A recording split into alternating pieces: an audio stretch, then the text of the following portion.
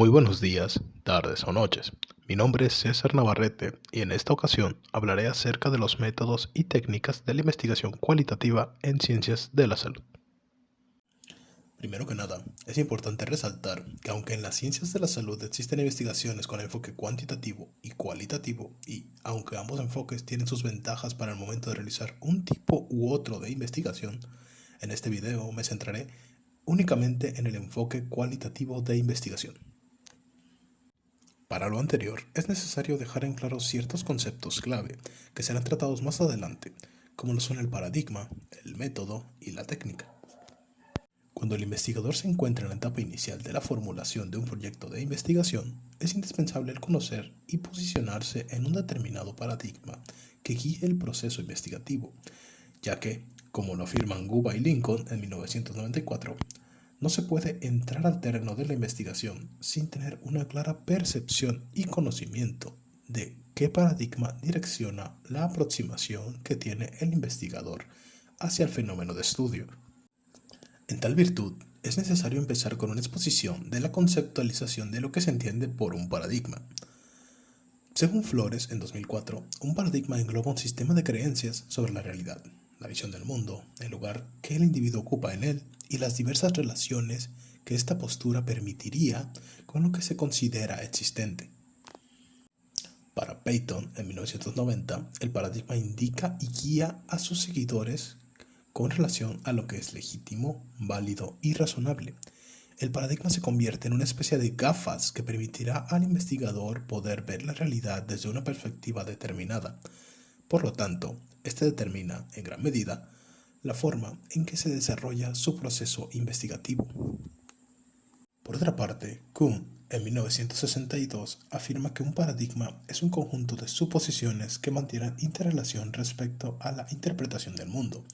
Además, el paradigma sirve como una guía base para los profesionales dentro de su disciplina, ya que indica las diferentes problemáticas que se deben tratar y busca un marco referencial en el cual se aclaren las interrogantes mediante una epistemología adecuada. Según Guba y Lincoln, 1994, existen 4 paradigmas que sustentan los diversos procesos investigativos: el positivismo, pospositivismo, teoría crítica y constructivismo. Y para que un investigador se posicione en uno de ellos, debe responder a 3 interrogantes. Número 1. La pregunta ontológica. ¿Cuál es la forma y naturaleza de la realidad? Número 2. La pregunta epistemológica. ¿Cuál es la naturaleza de la relación entre el conocedor o posible conocedor? ¿Y qué es aquello que puede ser conocido? Y número 3. La pregunta metodológica. ¿Cómo el investigador puede descubrir aquello que él cree puede ser conocido? Para los fines de este video, nos centraremos en explicar aquellos que son utilizados dentro de la investigación cualitativa, es decir, la teoría crítica y el constructivismo. La teoría crítica. Este paradigma se contextualiza en una práctica investigativa caracterizada por una acción, reflexión, acción, que implica que el investigador busque generar un cambio y liberación de opresiones en un determinado contexto social. La búsqueda de transformación social se basa en la participación, intervención y colaboración desde la reflexión personal crítica en la acción. Los aspectos que caracterizan mayoritariamente, según Escudero, al paradigma crítico son: número 1. Poseer una visión holística y dialéctica de lo que se concibe como real. Número 2. La relación entre el investigador y el fenómeno de estudio se caracteriza porque todos los sujetos que participan en el proceso investigativo son activos y comprometidos con el cambio social. Número 3. El proceso investigativo se genera en la acción, es decir, en la práctica, y desde ese punto parte en la conexión social de las necesidades, problemas e intereses del grupo humano que se encuentra en estudio. Y número 4. La búsqueda de una transformación de las estructuras sociales, basada en la liberación y manumisión de los individuos que conforman el contexto social de investigación. El constructivismo. Según Berger y Lockman, 2003, la posición teórica que adopta el paradigma constructivista social se basa en el principio de que el saber del mundo real se construye con base en procesos de interaccionismo social y de movilización de recursos persuasivos y representacionales. Ante la pregunta ontológica, el paradigma constructivista no intenta controlar, predecir o transformar el mundo real, sino reconstruirlo, solamente en la medida en que éste existe en la mente de los constructores. En el constructivismo, si bien la realidad existe, ésta se encuentra representada de múltiples formas en las construcciones mentales de los individuos, que conforman un determinado grupo humano.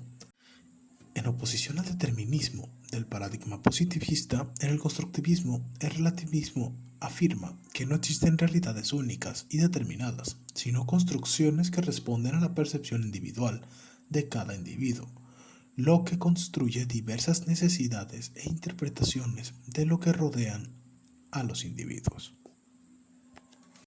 El término método proviene del griego meta, hacia, y hodos, camino, lo cual sugiere que su significado sea el camino más adecuado hacia un fin, es decir, que un método es un procedimiento que elegimos para obtener un fin predeterminado. En consecuencia, los métodos de investigación son los distintos modelos de procedimientos que se pueden emplear en una investigación específica, atendiendo a las necesidades de ésta, o sea, a la naturaleza del fenómeno que deseamos investigar. Dentro de la investigación cualitativa son varios los métodos que podemos utilizar, como lo puede ser el método hermenéutico.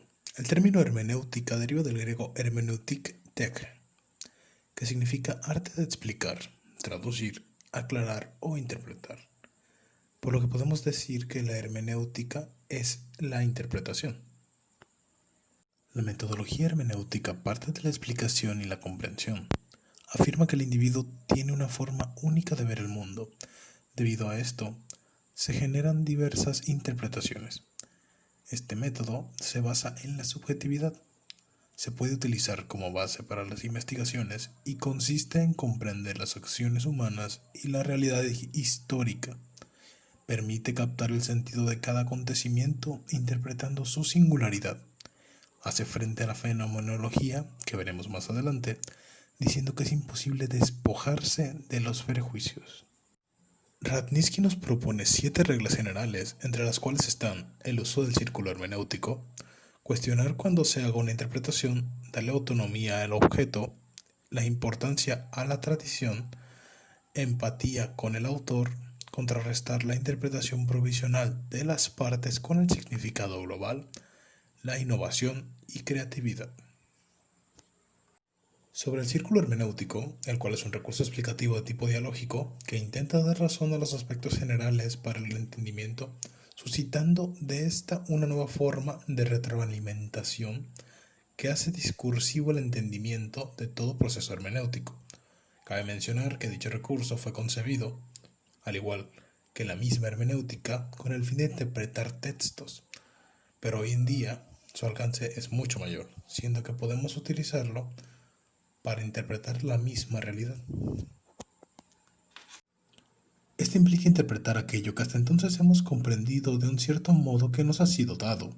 Por ello, para comprender algo, hay que comprender sus partes y su relación con el todo y a la inversa. La comprensión del todo precisa de la comprensión de sus partes.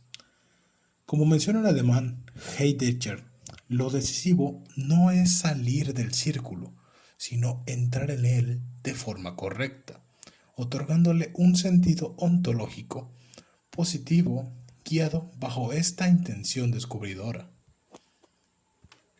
El método etnográfico. La etnografía tiene sus orígenes en la antropología y la sociología.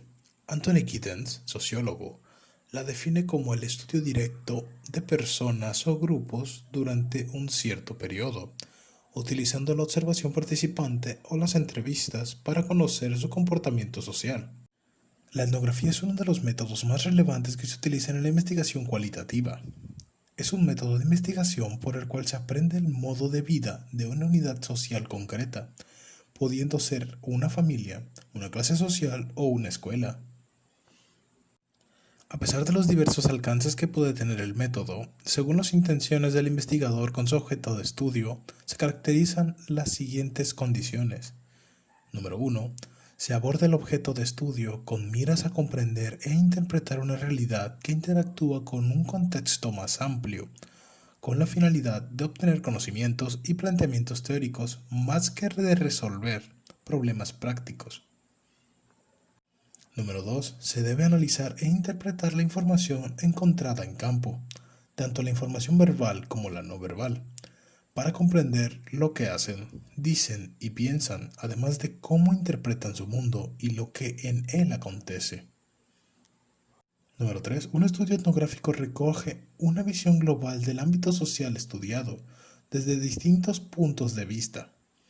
Un punto de vista interno de los miembros del grupo y una perspectiva externa, es decir, la interpretación del propio investigador, que en suma puede mostrarnos la apropiación de las marcas en la vida como herramienta en la construcción de identidad. El interaccionismo simbólico es, según Herbert Blumer, una teoría sociológica que estudia los procesos de interacciones en que el individuo se convierte en miembro. Tiene sus raíces en el pragmatismo filosófico y conductismo psicológico. El mismo Herbert nos comenta que ésta analiza a los individuos desde una perspectiva holística, donde se visualiza el individuo como un elemento de la sociedad. El interaccionismo simbólico entiende que la interacción se lleva a cabo mediante el intercambio de actos simbólicos, como son los gestos, las palabras, la entonación o la expresión de la cara. Ese manejo de símbolos en nuestra comunicación la dota de significado. Entre sus principios encontramos que los humanos tienen capacidad de pensamiento. Este se moldea por la interacción social. Las personas aprenden significados para llevar a cabo su capacidad de pensamiento y estos permiten actuar e interaccionar. Se pueden modificar dependiendo de la situación y estas modificaciones son posibles por interaccionar consigo mismo y esto ayuda a reflexionar sobre nuevas alternativas de acción con sus pros y sus contras. A través de esta se logra construir grupos y sociedades. Sobre el método fenomenológico, sabemos que este constituye procesos rigurosos y coherentes de las dimensiones éticas de la experiencia cotidiana, difícilmente accesibles por otros métodos usuales de investigación. Además, este enfoque conduce a la descripción e interpretación de la esencia de las experiencias vividas. El método fenomenológico de investigación surge como una respuesta al radicalismo de lo objetivable. Se fundamenta en el estudio de las experiencias de vida respecto de un suceso, desde la perspectiva del sujeto. Este enfoque asume el análisis de los aspectos más complejos de la vida humana, de aquello que se encuentra más allá de lo cuantificable. Según Husserl, en 1998, es un paradigma que pretende explicar la naturaleza de las cosas, la esencia y la veracidad de los fenómenos. El objetivo que persigue es la comprensión de la experiencia vivida en su complejidad. Esta comprensión, a su vez, busca la toma de conciencia y significados en torno del fenómeno. Para llevar a cabo una investigación bajo este enfoque, es indispensable conocer la concepción y los principios de la fenomenología, así como el método para abordar un campo de estudio y mecanismos para la búsqueda de significados.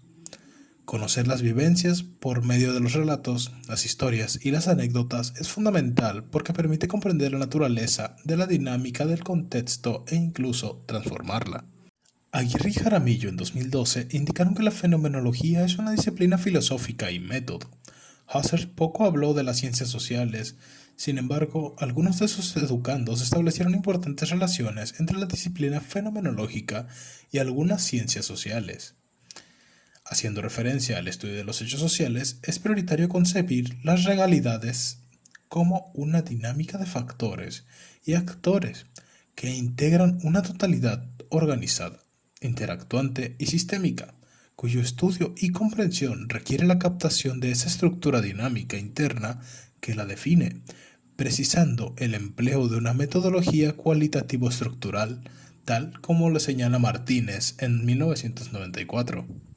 Habitualmente, los diferentes aspectos del campo educativo se han emprendido desde tres racionalidades científicas: la analítico-empírica, la teoría crítica y el hermenéutico fenomenológica.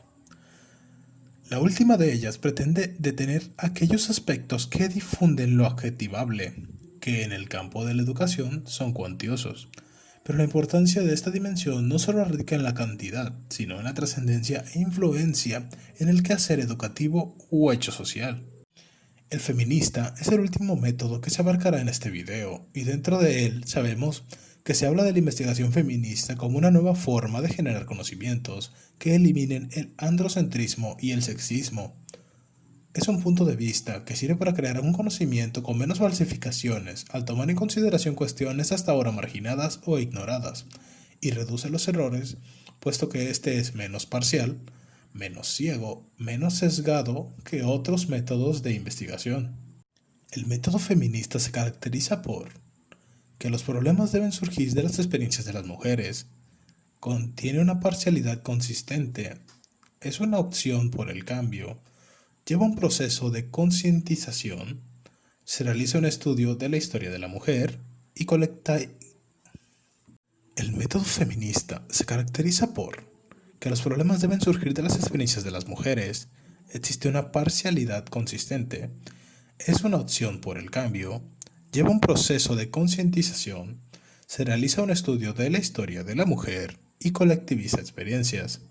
Al tratarse de un método no sexista, este supone plantearse un estudio crítico del propio contexto, cuestionar el método de producción científico y hacer visibles a las mujeres y las relaciones de género, es decir, incluir a las mujeres en la investigación, sus experiencias y su situación. Se debe considerar el papel del género en la situación analizada y también considerar el género de la persona que investiga. A partir de este punto hablaremos sobre las técnicas que se utilizan en la investigación cualitativa, siendo que la técnica es el conjunto de instrumentos y medios a través de los cuales se efectúa el método. Si el método es el camino, la técnica proporciona las herramientas para recorrer dicho camino. La técnica propone las normas para ordenar las etapas del proceso de investigación. Proporciona instrumentos de recolección, clasificación, medición, correlación y análisis de datos, y aporta a la ciencia todos los medios para aplicar el método. De esta forma, la técnica es la estructura del método. Habiendo aclarado que es una técnica, veamos entonces cuáles son las técnicas que podemos utilizar en investigación cualitativa. La entrevista es una de las técnicas más utilizadas dentro de la investigación cualitativa para la recolección de datos, la cual consiste en un diálogo entablado entre dos o más personas, donde el entrevistador formula preguntas y el entrevistado o entrevistados las responden. La entrevista tiene una gran variedad de modalidades con ciertas peculiaridades, y depende de ciertos factores de nuestra investigación el utilizar un tipo u otro de entrevista, como lo puede ser la entrevista semiestructurada, la cual tiene similitud con la entrevista a profundidad, pues ambas tienen la característica de ser más flexibles que, por ejemplo, una entrevista estructurada, la cual suele ser más rígida en su preparación, o la entrevista grupal, la cual se encuentra en un contexto de discusión grupal. Esto, aunque pueda parecer algo sutil, es una diferencia crucial y de gran importancia, puesto que se trata de entrevistas de grupo, no un conjunto de personas. Y es que es importante comprender que el grupo es mucho más que solo la suma de sus partes. La entrevista es muy ventajosa principalmente en los estudios descriptivos y en las fases de exploración, así como para diseñar instrumentos de recolección de datos. La entrevista en investigación cualitativa, independientemente del modelo que se decida emplear, se caracteriza por los siguientes elementos. Tiene como propósito obtener información en relación con un tema determinado. Se busca que la información recabada sea lo más precisa posible. Se pretende conseguir los significados que los informantes atribuyen a los temas en cuestión. El entrevistador debe mantener una actitud activa durante el desarrollo de la entrevista, en la cual la interpretación sea continua con la finalidad de obtener una comprensión profunda del discurso del entrevistado. Con frecuencia, la entrevista se complementa con otras técnicas de acuerdo con la naturaleza específica de la investigación. La observación es la otra técnica más utilizada para recabar datos en investigación cualitativa, junto con la entrevista, la cual principalmente se puede clasificar en participante y no participante, y la diferencia entre ambas clasificaciones radica, como su título lo indica, en la participación o no del observador en las actividades que se investigan. Según Sampieri, este método de recolección de datos consiste en el registro sistemático, válido y confiable de comportamientos y situaciones observables. La observación no participante es aquella en la cual se recoge la información desde afuera sin intervenir nada en el grupo social, hecho o fenómeno investigado. La mayoría de las investigaciones son de observación no participante. Mientras que, por otro lado, la observación es participante cuando para obtener los datos el investigador se incluye en el grupo, hecho o fenómeno observado para conseguir información desde dentro. El investigador tiene como propósito principal lograr un acontecimiento exploratorio y aproximado en un fenómeno en vez de comprobar una hipótesis. Para que la observación se considere una herramienta para una investigación científica, esta requiere que, número 1, que sirva a un problema de investigación anteriormente formulado. Número 2, que las observaciones sean registradas. Y número 3, que las observaciones sean sometidas a pruebas y controles acerca de su validez. Un grupo focal es la reunión de un grupo de personas con el fin de indagar un tema a partir de la experiencia personal. Sus características son una discusión teórica artificial, una participación dirigida, un equipo de investigación y una interacción social. Los roles que existen aquí son promotor, administrador, moderador, relator y líder de proyecto. Dentro del proceso para aplicar esta técnica, lo primero a realizar es el objetivo de la investigación. Posteriormente, se escoge el tiempo y el lugar a conveniencia de los participantes, y este debe ser un lugar apto para la buena escucha y comprensión, es decir, un lugar bien ventilado, con luz, espacioso, etc. Y se realiza una guía enfocada al objetivo de la investigación para que el moderador tenga una idea de qué preguntar. Se seleccionan los materiales a utilizar y se reúnen. Tal es el caso de un equipo de grabación que nos servirá para tener un análisis de datos posteriormente. Encontramos que al principio de cada sesión se debe realizar un report para que se genere confianza entre los participantes y el equipo. Y al último, se realiza el cierre agradeciendo la participación y reiterando el objetivo. Al final de cada sesión se realiza un análisis de datos obtenidos que ayuda a saber qué tanto avance hemos tenido en la investigación. El estudio de caso requiere de un análisis de profundidad de las personas, por un periodo largo o con observaciones repetidas. Así, el investigador logra confirmar o desechar sus primeras impresiones. La información aquí se obtiene de forma directa del sujeto. Este permite analizar un problema, determinar un método de análisis y discutir una teoría, así como tomar decisiones. Su objetivo primordial es comprender un caso, cumpliendo con funciones como favorecer el trabajo colectivo y la incorporación de distintos puntos de vista, y fomentar la comprensión de fenómenos y hechos sociales. Entre sus ventajas podemos encontrar que son estudios de casos únicos y notables, estudio de variables de un tema que no se acopla a la norma, identifica factores en común entre un caso y otro, y se genera una introspección de la vida de la persona. En lo que respecta a su desarrollo, se da en 4 momentos según Pérez Serrano. Primero, la aproximación al objetivo, que es una obtención de información global, seguida por la estructura de contenidos, que consiste en una elaboración de preguntas enfocadas al objetivo de investigación. Posteriormente, la selección de instrumentos selecciona la recolección de datos y en su interpretación, para pasar finalmente a la elaboración de propuestas y diseño de las líneas de acción, síntesis de momentos individuales y colectivos de forma general. Esta técnica se puede utilizar cuando se desea estudiar un fenómeno de forma holística y profunda, se requiere un recorrido por la experiencia del sujeto, en estudios de casos particulares para la elaboración de una teoría nueva, se elabora una propuesta de intervención con base en un conocimiento exhaustivo de un fenómeno, cuando existen varios sujetos o eventos objeto de comparación, o cuando se busca abordar fenómenos inaccesibles. La historia de vida es definida por Dollard como un instrumento técnico para superar las reflexiones especulativas en torno a la personalidad y elaborar una teoría con bases más objetivas. Se forma por retratos, los cuales transmiten la memoria personal y colectiva. Ferrarotti se la define como un método de investigación en el campo social que permite una reconstrucción de forma exhaustiva y objetiva de un acontecimiento. La historia de vida contiene una descripción de los acontecimientos y experiencias importantes de la vida de una persona o alguna parte principal de ella en las propias palabras del protagonista en la construcción de la historia de vida. El análisis consiste en un proceso de compaginación y reunión de relatos, de modo tal que el resultado capte los sentimientos, modos de ver y perspectivas de la persona. Los objetivos de la historia de vida son captar la totalidad de una experiencia biográfica, totalidad en el tiempo y en el espacio, desde la infancia hasta el presente, desde el yo íntimo a todos cuantos entran en relación con la vida de una persona. Captar la ambigüedad y el cambio, pues intenta descubrir todos y cada uno de los cambios acaecidos a lo largo de la vida de la persona.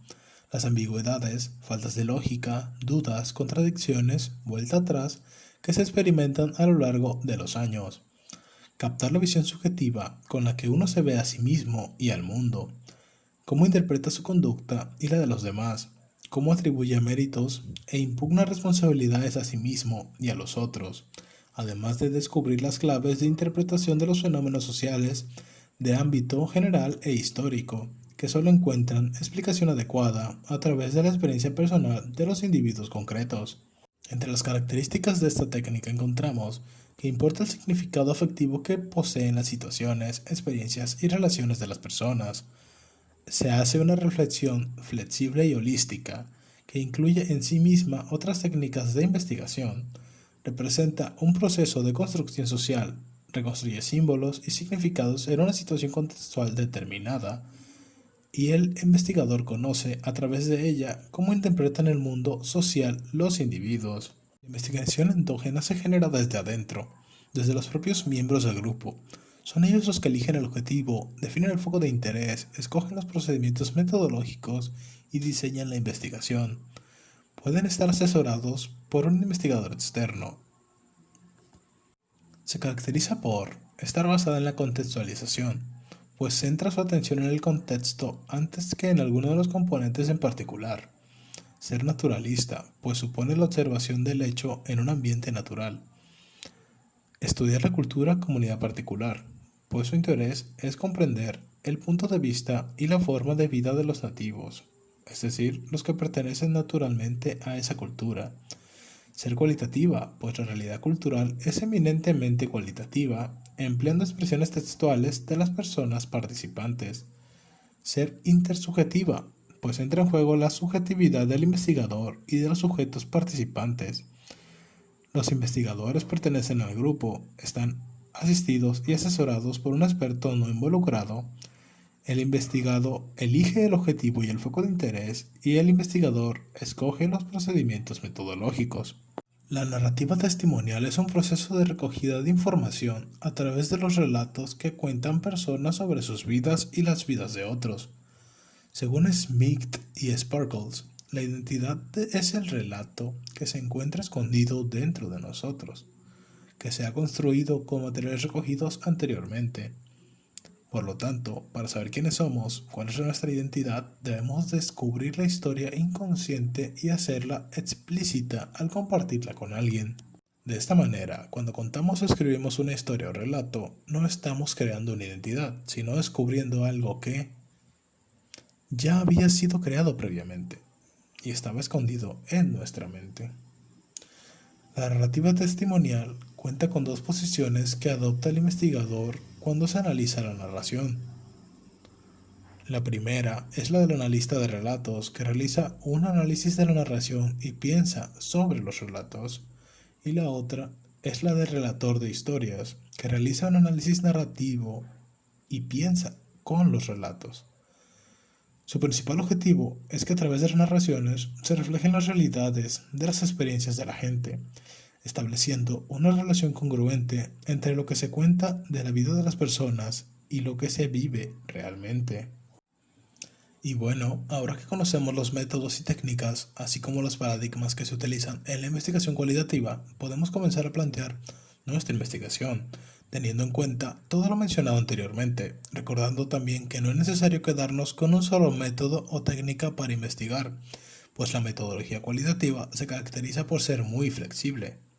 Habiendo dicho eso, me parece necesario mencionar que entre todo lo visto anteriormente existen ciertas interrelaciones que nos pueden servir para enriquecer nuestra investigación, utilizando métodos, técnicas y paradigmas que suelen funcionar muy bien en conjunto, como lo es el caso del constructivismo, con el interaccionismo simbólico como método, y utilizando la entrevista, observación participante e historias de vida como técnicas, o el caso de la teoría crítica con el feminismo como método y usando entrevistas, estudios de caso y narrativa testimonial como técnicas.